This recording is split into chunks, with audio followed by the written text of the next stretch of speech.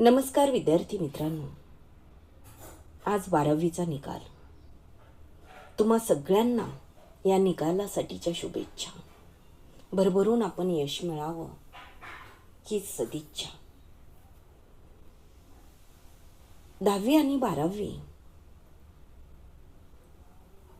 निकाल लागल्यानंतर काय करायचंय? एकतर विद्यार्थ्यांच्याकडून पालकांच्या खूप मोठ्या अपेक्षा असतात. पालकांच्या अपेक्षांचं ओझं घेऊन जगणारी ही मुलं, आणि त्याशिवाय पालकांना असणारी विद्यार्थ्यांची किंवा मुलांची असणारी चिंता. विद्यार्थ्यांनी एक गोष्ट लक्षात घेणं गरजेचं आहे की 10वी आणि 12वी या फक्त पहिल्या पायऱ्या आहेत. यश मिळो किंवा न मिळो, परंतु निराश व्हायचं नाही. कारण आयुष्यात खूप मोठ्या संघर्षाला आपल्याला तोंड द्यायचं आहे. खूप मोठी आव्हानं आहेत. आज आपण पाहतो की बेरोजगारी असेल, भ्रष्टाचार असेल, महागाई असेल, शहरीकरण आहे, पर्यावरण प्रदूषण आहे, अनेक समस्या आहेत. आणि याचं मुळातच शिक्षणात आहे. त्यामुळे शिक्षण घेत असताना किंवा यश मिळवलेल्या विद्यार्थ्यांना पुढचा जो कोर्स आहे तो निवडत असताना विचारपूर्वक निवडावा. आणि ज्यांना अपयश मिळालं त्यांनी पुन्हा एकदा प्रयत्न करायचा, परीक्षा द्यायची. कोणतेही वाईट विचार मनामध्ये आणायचे नाहीत. कारण ही जीवनाची परीक्षा नाही आहे. ही फक्त अगदी अपयशाची ही पहिली पायरी आहे. अशा कित्येक पायऱ्या आपल्याला चढायच्या. कारण आव्हानं, संकट ही आपली परीक्षा घेत असतात. आपल्याला नवनवीन संधी निर्माण करून देत असतात. आणि त्या संधीचं सोनं करणं हे आपलं काम असतं. खऱ्या अर्थानं पालक हे मुलांच्यावर आपल्या इच्छा, आकांक्षा थोपवीत असतात. आणि त्यामुळे नेमके आपल्या मुलाला काय करायचंय किंवा मुलाची आवड कशात आहे या गोष्टीचा विचार केला जात नाही. पालक आपली स्वप्न मुलांच्यावर थोपवतात आणि साहजिकच रुळलेल्या वाटेने सर्वच जातात. त्या पद्धतीने ही मुलं सुद्धा त्याच वाटेवर जातात.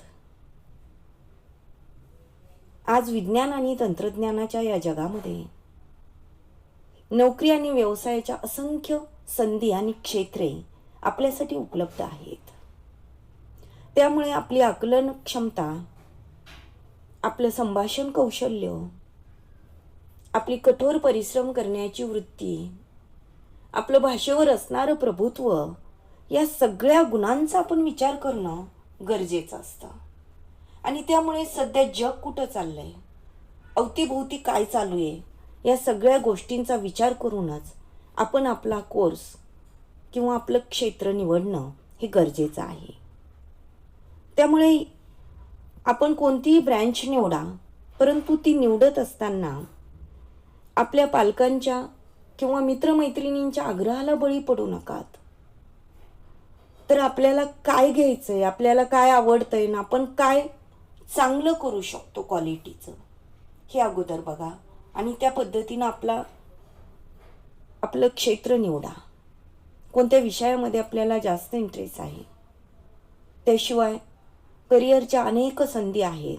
आणि आपल्या करिअरचा किंवा व्यवसायाचा पुढे आपल्याला उपयोग होईल का, किंवा त्या उपयोगाचं रूपांतर सद्यस्थितीमध्ये चालू घडामोडीत सर्वांना फायद्याचं आहे का या गोष्टीचा विचार करणं खूप गरजेचं आहे.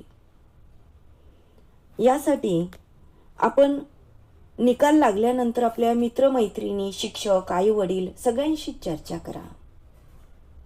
वेगवेगळ्या पद्धतीनं नवनवीन ब्रँच किंवा नवनवीन क्षेत्र ही उपलब्ध झालेली आहेत. आपल्याला काय आवडतं, काय आवडत नाही, आपली आवड निवड ही लक्षात घेऊन आपला वेळही वाया जाऊ न देता, पैसाही आपल्या कोर्ससाठी, क्षेत्रासाठी कमी लागला पाहिजे.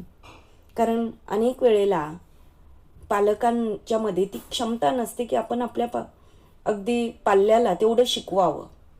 अपेक्षा खूप असतात, परंतु पैसा आणि वेळ या दोन्ही गोष्टीचं नियोजन करून आपण तो व्यवसाय निवडावा किंवा कोर्स निवडावा.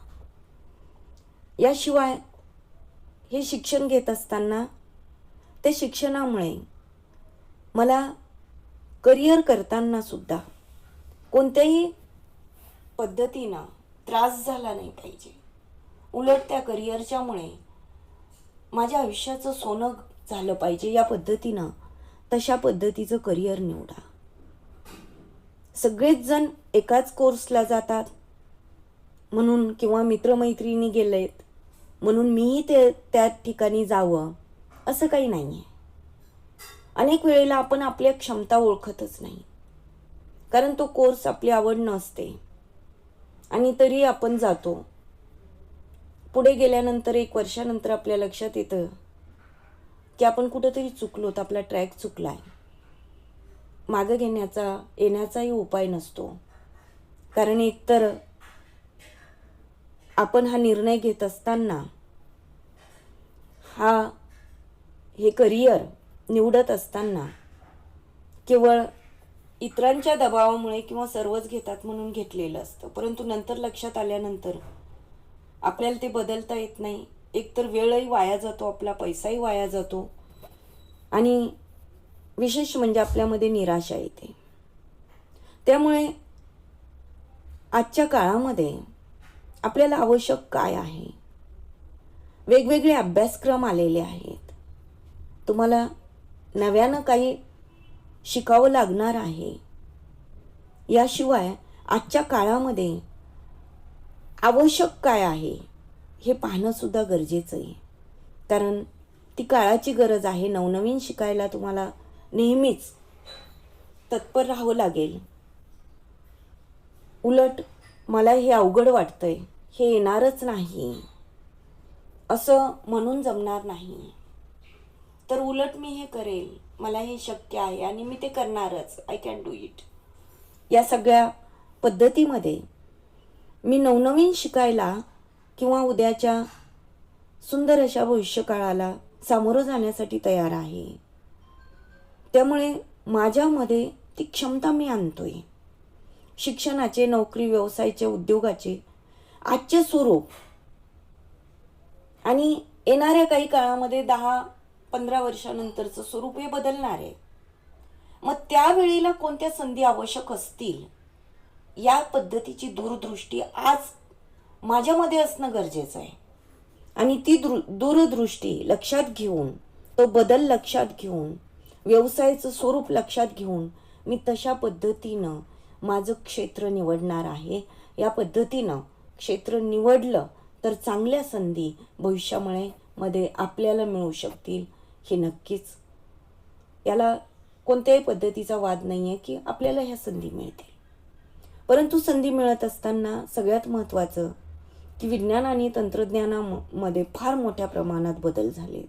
खूप मोठ्या प्रमाणात प्रगती होऊ लागली आणि त्या पद्धतीनं अगदी आपली आकलन क्षमता ही लक्षात घेऊन आपल्याला काय आवडतं तीच क्षेत्र निवडा. भलेही त्यासाठी तुमच्यावर कोणी दबाव आणत असेल, त्यांच्या विरोधात जावं लागलं तरीही चालेल. परंतु काही दिवसानंतर हेच म्हणतील की खरंच तू निवडलेलं क्षेत्र खरंच चांगलं होतं. परंतु मला काय आवडतं, मी कशात करिअर करू शकतो, मी काय चांगलं देऊ शकतो, माझ्यामध्ये क्षमता कोणती आहे, या सगळ्या गोष्टींचा विचार करणं माझ्यासाठी गरजेचं आहे. त्यामुळे विद्यार्थ्यांना व्यवसायाच्या अनेक संधी आहेत. आर्ट्स असेल, कॉमर्स असेल, सायन्स असेल, सगळ्या संधी आपल्याला खुणावत असतात. आपल्याला काय आवडतं, कशात आपल्याला करिअर करायचं आहे हे ओळखून तुम्ही करिअर करा. म्हणून तुम्हाला सगळ्यांना शुभेच्छा. अपयश मिळालं तर डगमगून जाऊ नकात, निराश होऊ नकात. परत एकदा पुढे चला, कारण काळ कोणासाठी थांबत नाही आणि वेळही परत ती येत नाही. त्यामुळे वेळ आणि काळ लक्षात घेऊन आपण त्या संधीचा फायदा करणं हे गरजेचं असतं. आणि त्यासाठी आपण असं म्हणू की ही न वाटचाल मंजूर मला, ही न वाटचाल मंजूर मला, भविष्यात दे तुझी मशाल मला. सूर्य केव्हाच अंधारला यारो, सूर्य केव्हाच अंधारला यारो. नवा सूर्य आणू चला यार हो, नवा सूर्य आणू चला यार हो. या भविष्यातील स्वप्नांना पंख देण्यासाठी आणि पूर्ण करण्यासाठी आपणा सर्वांना आभाळभर शुभेच्छा.